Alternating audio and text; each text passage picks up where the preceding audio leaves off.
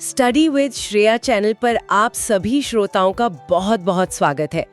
आज का विषय बहुत ही ऊर्जावान है क्योंकि हम बात करने वाले हैं ब्रह्मांड की सबसे बड़ी ऊर्जा फैक्ट्री के बारे में, मतलब हमारे पेड़ पौधे। ये पौधे असल में दुनिया की सबसे बेहतरीन मशीनें हैं जो सीधे सूर्य की ऊर्जा यानी सोलर एनर्जी को रासायनिक ऊर्जा में बदल देते हैं। वाओ, तो क्या इसीलिए इन्हें स्वपोषी कहा जाता है? हाँ, एकदम सही, स्वपोषी या ऑटोट्रॉफ्स। 15 साल के बच्चों को हम यही तो सिखाते हैं। ऑटोट्रॉफ्स वो होते हैं जो अपना खाना खुद बनाते हैं। एक सेकंड, मतलब अगर पौधे ना हों तो क्या सच में हमारा अस्तित्व ही खत्म हो जाएगा? बिल्कुल खत्म हो जाएगा। बिना पौधों के न तो सांस लेने के लिए ऑक्सीजन बचेगी और न ही खाने के लिए कोई भोजन। तो सभी स्टूडेंट्स ध्यान दें, यहाँ एक बहुत जरूरी एग्जाम पॉइंट है, इसे नोट कर लो। पौधे स्वपोषी इसलिए कहलाते हैं क्योंकि वे अकार्बनिक पदार्थों से अपना कार्बनिक भोजन स्वयं बनाते हैं। तो मैम, ये जो खाना बनाने का प्रोसेस है, प्रकाश संश्लेषण, इसका कोई मास्टर फॉर्मूला भी होगा ना? हाँ बिल्कुल, पहली स्लाइड की बात को ही आगे बढ़ाते हैं।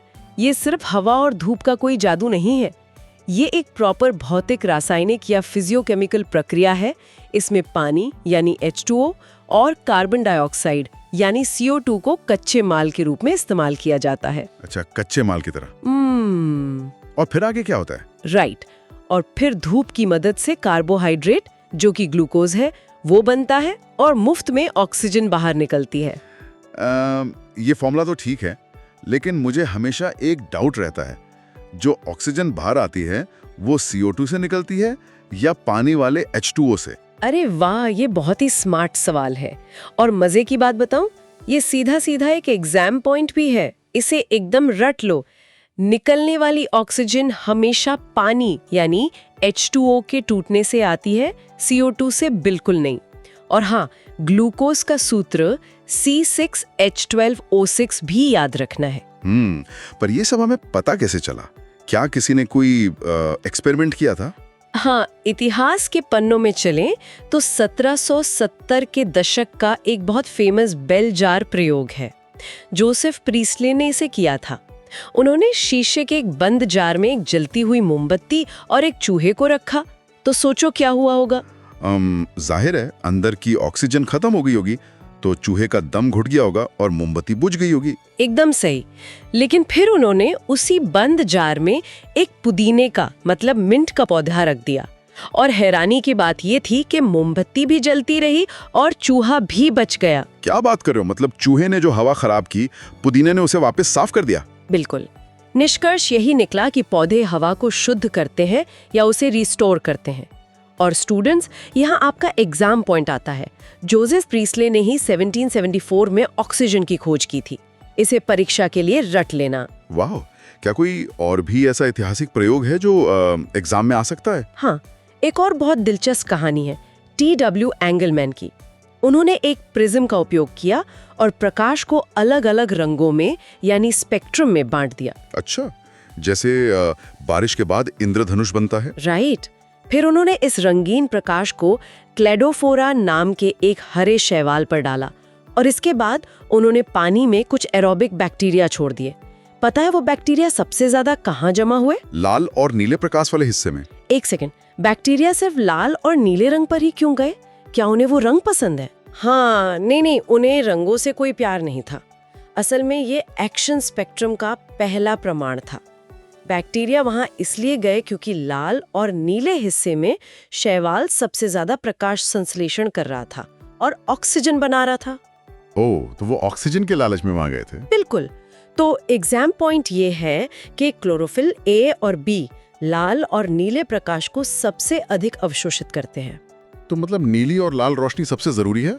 अच्छा मैम, अब जरा पत्ती के अंदर चलते हैं। ये पूरी फैक्ट्री काम कहाँ कर रही है? अगर तुम किसी पत्ती को माइक्रोस्कोप के नीचे देखो तो उसके अंदर मेसोफिल कोशिकाएं होती हैं और उनके अंदर मौजूद होता है असली पावर प्लांट, क्लोरोप्लास्ट। क्लोरोप्लास्ट, ये अंदर से कैसा दिखता है? इसे एक असली फैक्ट्री की तरह इमेजिन करो। इसके दो मुख्य हिस्से हैं। एक है झिल्लीदार तंत्र जिसे ग्राना कहते हैं और दूसरा है उसके चारों तरफ भरा हुआ तरल पदार्थ जिसे स्ट्रोमा कहते हैं।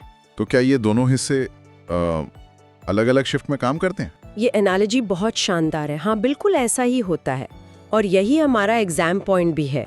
जो झिल्लियाँ या ग्राना है, वहाँ प्रकाश अभिक्रिया यानी लाइट रिएक्शन होती है जो सीधे धूप को पकड़ती है। और जो तरल स्ट्रोमा है, वहाँ डार्क रिएक्शन होती है जहाँ एंजाइम शर्करा बनाते हैं। अच्छा, तो धूप पकड़ने का काम ग्राना का है, लेकिन धूप पकड़ता कौन है? क्या सिर्फ वो हरा रंग? पत्तियों का हरा रंग सिर्फ एक वर्णक या पिगमेंट से नहीं आता। ये 4 वर्णकों का पूरा टीम वर्क है। इसमें मुख्य हीरो है क्लोरोफिल ए। और बाकी 3 कौन है? बाकी 3 हैं क्लोरोफिल बी, ज़ेंथोफिल और कैरोटीनॉइड। ये सब सहायक के रूप में एक एंटीना की तरह काम करते हैं जो धूप सोखकर क्लोरोफिल ए को देते हैं। पर मैम, अगर असली काम क्लोरोफिल ए ही कर रहा है तो इन बाकी सहायक वर्णकों की क्या जरूरत है? बहुत ही शानदार सवाल, और ये एग्जाम के लिए बहुत जरूरी है। एग्जाम पॉइंट नोट करो। ये सहायक वर्णक यानी एक्सेसरी पिगमेंट्स न सिर्फ ऊर्जा लाते हैं, बल्कि ये मुख्य क्लोरोफिल ए को तेज धूप में जलने से भी बचाते हैं। अच्छा, मतलब ये एक तरह से सनस्क्रीन का काम करते हैं। बिल्कुल, इसे फोटो ऑक्सीडेशन से बचाना कहते हैं। वाह, प्रकृति ने क्या सनस्क्रीन बनाई है। तो अब ये बताइए कि ये लाइट रिएक्शन असल में है क्या? तो अब थोड़ा जटिल हिस्से में चलते हैं। लाइट रिएक्शन को फोटोकेमिकल चरण भी कहते हैं। ये पूरी तरह से सूर्य पर निर्भर है। इसमें प्रकाश सोखना, पानी का टूटना और ऑक्सीजन का निकलना शामिल है। और इसके आखिर में बनता क्या है? इसके अंत में उच्च ऊर्जा वाले रसायन बनते हैं, एटीपी और NADPH। मैम, क्या ये ATP और NADPH बैटरी की तरह है जो आगे की मशीन चलाएंगे? बैटरी वाला उदाहरण बहुत बढ़िया है। हाँ, ये चार्ज्ड बैटरी की तरह ही है। और एग्जाम पॉइंट ये है कि प्रकाश अभिक्रिया में 2 फोटो सिस्टम भाग लेते हैं, PSI और PS2, जो वर्णकों के एंटीना की तरह काम करते हैं। तो ये PSI और PS2 अंदर से कैसे होते हैं? दोनों की बनावट काफी दिलचस्प है। इनके बीच में एक रिएक्शन सेंटर होता है जो कि क्लोरोफिल ए का एक अकेला अणु है, और उसे घेरने वाले सैकड़ों अणु होते हैं जिन्हें एंटीना या LHC कहते हैं। अच्छा, और क्या ये अलग अलग तरह की धूप सोखते हैं? हाँ, PSI जो है वो 700 नैनोमीटर की तरंग दैर्घ्य सोखता है और PS2 680 नैनोमीटर की। एक सेकंड, चूंकि इनके नाम I और II हैं, तो क्या PSI पहले काम करता है और PS2 बाद में? ज्यादातर स्टूडेंट्स यही गलती करते हैं। इसे एकदम क्लियर कर लो, ये एग्जाम पॉइंट है। इनका नाम इनकी खोज के क्रम के आधार पर रखा गया था। मतलब PSI पहले खोजा गया था, लेकिन काम करते वक्त शुरुआत हमेशा PS2 से होती है। ओहो, ये तो बहुत ट्रिकी है। अच्छा, तो ये इलेक्ट्रॉन का सफर कैसे होता है? इसे इलेक्ट्रॉन ट्रांसपोर्ट सिस्टम कहते हैं। इलेक्ट्रॉनों का ये सफर किसी रोलर कोस्टर से कम नहीं है। प्रकाश सबसे पहले PS2 पर पड़ता है, तो इलेक्ट्रॉन उछलकर ट्रांसपोर्ट सिस्टम से होते हुए PS1 तक जाते हैं। और फिर PS1 पर भी रोशनी पड़ती है? बिल्कुल, फिर से प्रकाश पड़ता है, इलेक्ट्रॉन फिर उछलते हैं और NADP+ के पास पहुंचकर उसे उसी चार्ज्ड बैटरी यानी NADPH में बदल देते हैं। अच्छा मैम, इस पूरे रास्ते को Z स्कीम क्यों कहा जाता है? कोई और अल्फाबेट क्यों नहीं? बहुत सिंपल है, और यही एग्जाम पॉइंट भी है। इस पूरे ऊर्जा प्रवाह को जब हम रिडोक्स पोटेंशियल स्केल वाले ग्राफ पर बनाते हैं तो इसकी शक्ल अंग्रेजी के Z अक्षर जैसी दिखती है, इसीलिए इसे Z स्कीम कहते हैं। हाँ, लेकिन एक मिनट, PS2 ने जो इलेक्ट्रॉन आगे भेज दिए उसकी वजह से तो वो खाली हो गया ना, उसकी भरपाई कहाँ से होगी? यही तो सबसे बड़ा मैजिक है, और ये हमारी पिछली स्लाइड से जुड़ा है। इसकी भरपाई होती है पानी के टूटने से, जिसे फोटोलिसिस कहते हैं। एक खास एंजाइम H2O को तोड़ देता है। अच्छा, तो पानी टूटकर क्या बनता है? वो टूटकर H+, O2 और इलेक्ट्रॉन बनाता है। वो इलेक्ट्रॉन वापस PSI के पास चले जाते हैं। वाओ, तो जो जीवनदायिनी ऑक्सीजन हम सांस में लेते हैं वो इसी वक्त पौधे से बाहर निकलती है। एकदम सही पकड़े हो। और एग्जाम पॉइंट रट लो, पानी का टूटना हमेशा PSI से जुड़ा होता है, और ये थाइलेकॉइड झिल्ली के अंदरूनी हिस्से यानी ल्यूमन में होता है। तो ये Z स्कीम तो अचक्रीय, मतलब नॉन साइक्लिक हो गई। क्या कोई साइक्लिक प्रोसेस भी होता है? बिल्कुल होता है। स्ट्रोमा लैमेली में एक प्रक्रिया होती है जहां केवल पीएसआई मौजूद होता है। वहां इलेक्ट्रॉन बाहर जाने के बजाय पीएसआई के भीतर ही एक गोल गोल चक्र में घूमते रहते हैं। तो क्या इसमें भी वो दोनों बैटरियां बनती हैं? नहीं, यहाँ सिर्फ एटीपी बनता है, NADPH नहीं। पर पौधे को कैसे पता चलता है कि कब गोल गोल घूमना और कब जेड स्कीम चलानी है? ये डिपेंड करता है प्रकाश के प्रकार पर। एग्जाम पॉइंट नोट करो, चक्रीय फोटोफॉस्फोरिलेशन तब होता है जब प्रकाश का तरंगदैर्घ्य 680 नैनोमीटर से अधिक होता है। अच्छा मैम, ये जो एटीपी बन रहा है, इसके पीछे कोई कीमियोस्मोटिक हाइपोथेसिस भी है ना? ये टरबाइन वाला क्या कॉन्सेप्ट है? हाँ, इसे एक असली बांध या डैम के उदाहरण से समझो। थाइलाकॉइड के अंदर यानी ल्यूमेन में बहुत सारे प्रोटॉन मतलब H+ जमा हो जाते हैं। इससे एक भारी दबाव या ग्रेडियंट बन जाता है। जैसे डैम की दीवार के पीछे बहुत सारा पानी जमा हो जाता है। बिल्कुल। और जब ये प्रोटॉन एक खास एंजाइम जिसे ATP सिंथेज कहते हैं वहां से होकर बाहर निकलते हैं तो ऊर्जा पैदा होती है और ATP बन जाता है। ये तो बिल्कुल किसी हाइड्रो इलेक्ट्रिक पावर प्लांट जैसा है, बस यहाँ पानी की जगह प्रोटॉन है। बहुत खूब, एनालॉजी एकदम परफेक्ट है। और एग्जाम पॉइंट रट लो, कीमियोस्मोसिस के लिए 4 चीजें अत्यंत जरूरी हैं। एक झिल्ली, एक प्रोटॉन पंप, प्रोटॉन प्रवणता और ATP सिंथेज एंजाइम। तो हमारी बैटरियां तैयार हो गईं। अब आता है डार्क रिएक्शन। क्या ये रिएक्शन सच में रात के अंधेरे में होता है? हाँ, ये सबसे बड़ा भ्रम है। डार्क रिएक्शन का मतलब ये बिल्कुल नहीं है कि ये रात में होता है। इसका बस ये मतलब है कि इसी सीधे सूरज की रोशनी की जरूरत नहीं है। अच्छा, तो ये उन बैटरियों से चलता है? हाँ, ये पूरी तरह से लाइट रिएक्शन के उत्पादों यानी ATP और NADPH पर निर्भर करता है। वैसे इसे मेल्विन केल्विन ने खोजा था। उन्होंने कार्बन 14 का इस्तेमाल किया था। अगर ये दिन में ही होती है तो वैज्ञानिकों ने इसका नाम डार्क रिएक्शन क्यों रख दिया? बहुत कंफ्यूजिंग है यार। सच में विज्ञान का नामांकन कभी-कभी बड़ा अजीब होता है। खैर, एग्जाम पॉइंट सुनो, ये एक जैव संश्लेषण प्रक्रिया है। इसमें CO2 का स्थिरीकरण करके ग्लूकोज यानी शर्करा का निर्माण किया जाता है। तो इस केल्विन चक्र में होता क्या क्या है? इसके कितने स्टेप्स हैं? इसके 3 बहुत अहम चरण हैं। पहला है कार्बोक्सिलीकरण, जहां रूबिस्को एंजाइम हवा की CO2 को RUBP के साथ जोड़ देता है। और दूसरा है अपचयन। यहाँ हम अपनी बैटरियां ATP और NADPH खर्च करते हैं और ग्लूकोज बनाते हैं।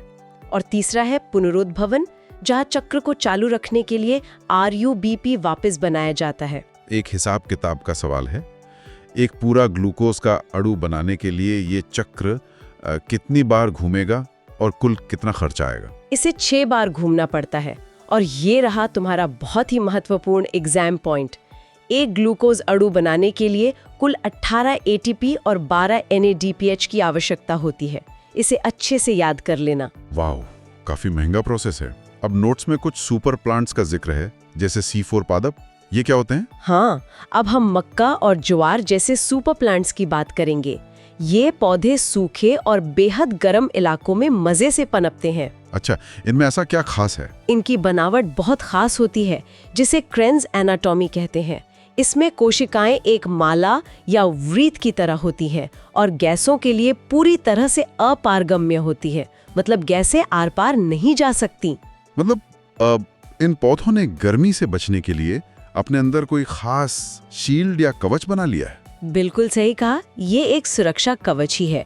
और एग्जाम पॉइंट ये है कि C4 पादपों में CO2 स्थिरीकरण का पहला उत्पाद 3 कार्बन वाला नहीं, बल्कि 4 कार्बन वाला ऑक्सैलोएसिटिक एसिड या OAA होता है। इसीलिए इन्हें C4 पादप कहते हैं। तो ये C4 चक्र काम कैसे करता है? अगर कवच है तो CO2 अंदर कैसे जाती है? इनकी रणनीति बहुत ही शानदार है। बाहरी कमरे में, जिसे मेसोफिल कहते हैं, वहां PPCase नाम का एंजाइम होता है। वो CO2 को पकड़कर OAA बनाता है। और फिर वो अंदर जाता है? हाँ, फिर इसे सुरक्षित अंदरूनी कमरे यानी बंडल शीट में भेजा जाता है। वहां इसे तोड़कर CO2 निकाली जाती है और वहां आराम से बैठा रूबिस्को अपना केल्विन चक्र चलाता है। तो क्या ये PPCase एक डिलीवरी बॉय है जो बाहर से CO2 का पार्सल लाकर अंदर बैठे बॉस रुबिस्को को सुरक्षित दे रहा है। ये बहुत ही मजेदार और एकदम सटीक एनालॉजी है। एग्जाम पॉइंट भी यहीं से बनता है। क्लास नोट कर लें कि C4 पादपों में CO2 का प्राथमिक ग्राही 3 कार्बन अणु फॉस्फोइनॉल पाइरूवेट यानी पेप होता है। ये डिलीवरी बॉय वाला सिस्टम तो बहुत बढ़िया है, पर नॉर्मल पौधों को इसकी जरूरत क्यों नहीं पड़ती है? क्योंकि नॉर्मल पौधों यानी C3 पौधों में जो दुनिया का सबसे प्रचुर एंजाइम है रुबिस्को, उसकी एक बहुत बड़ी खामी है। खामी? कैसी खामी? होता ये है कि जब तापमान और ऑक्सीजन बढ़ जाती है तो रुबिस्को गलती से CO2 की बजाय ऑक्सीजन से जुड़ जाता है। इस प्रक्रिया को प्रकाशवसन या फोटो रेस्पिरेशन कहते हैं। अब तो इससे नुकसान क्या होता है? बहुत बड़ा नुकसान। ऊर्जा यानी ATP बर्बाद होती है, CO2 बाहर निकल जाती है और कोई शर्करा भी नहीं बनती। ये तो पौधे के लिए सरासर घाटे का सौदा है। क्या C4 वाले सुपर प्लांट्स भी ये गलती करते हैं? बिल्कुल नहीं।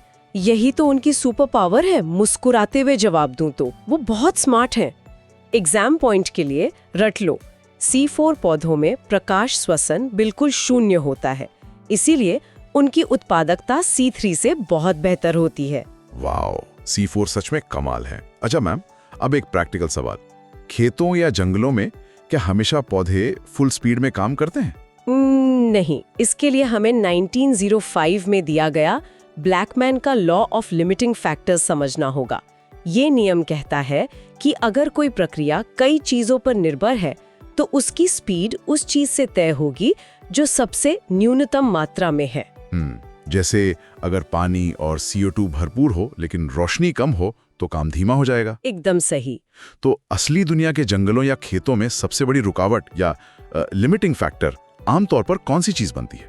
बहुत अच्छा सवाल है और यही एग्जाम में भी आता है। एग्जाम पॉइंट शो, प्रकृति में आमतौर पर CO2 की सांद्रता ही प्रकाश संश्लेषण के लिए एक प्रमुख सीमाकारी कारक होती है। अच्छा, तो अगर CO2 कम है तो क्या हम जानबूझकर पौधों को ज्यादा CO2 दे सकते हैं? बिल्कुल, और इस वैज्ञानिक ज्ञान का असली दुनिया में इस्तेमाल हम करते भी हैं।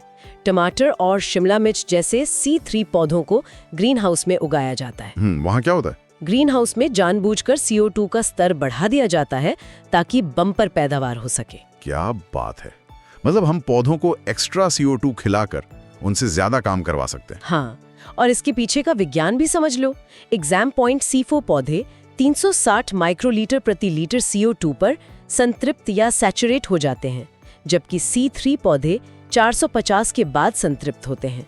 इसीलिए C3 को एक्स्ट्रा CO2 का फायदा मिलता है। तो मैम, अब पूरे चैप्टर का एक मास्टर रिकैप हो जाए, C3 वर्सेस C4। बिल्कुल, जल्दी से रिवाइज करते हैं।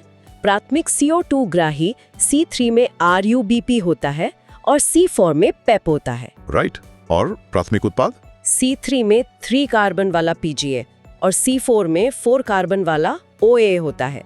क्रांज एनाटॉमी सिर्फ C4 में होती है और सबसे जरूरी बात, प्रकाश श्वसन C3 में भारी नुकसान कराता है, जबकि C4 में ये शून्य होता है। मैम, ये सब देखकर तो यही लगता है कि C4 पौधे वास्तव में एवोल्यूशन का एक नेक्स्ट लेवल अपग्रेड है। मैं तुम्हारी इस बात से पूरे जोश के साथ सहमत हूँ और फाइनल एग्जाम पॉइंट भी यही है। याद रखना कि C4 पादप उच्च तापमान और कम पानी में भी C3 की तुलना में दुगना प्रकाश संश्लेषण कर सकते हैं। ये सच में प्रकृति के उन्नत अपग्रेड्स हैं। क्या बात है। तो आज का ये डीप डाइव तो बहुत ही जबरदस्त रहा। जाने से पहले मैं सभी श्रोताओं के लिए एक प्रोवोकेटिव थॉट यानी सोचने वाली बात छोड़ना चाहती हूँ। आज हमने देखा कि C4 पौधे कितने शानदार हैं। अब जरा सोचिए, अगर भविष्य में वैज्ञानिक जेनेटिक इंजीनियरिंग का इस्तेमाल करके चावल और गेहूं जैसी हमारी प्रमुख C3 फसलों को C4 सुपर प्लांट्स में बदल दें, तो क्या हम ग्लोबल वार्मिंग और दुनिया की भुखमरी को एक साथ नहीं हरा सकते? इस सवाल पर विचार जरूर कीजिएगा। आज की क्लास में बहुत मजा आया और तुम्हारी इस बेहतरीन भागीदारी ने इसे और भी दिलचस्प बना दिया। Thank you ma'am. अगले सेशन में मिलते हैं एक नए टॉपिक के साथ। तब तक पढ़ते रहिए और सीखते रहिए।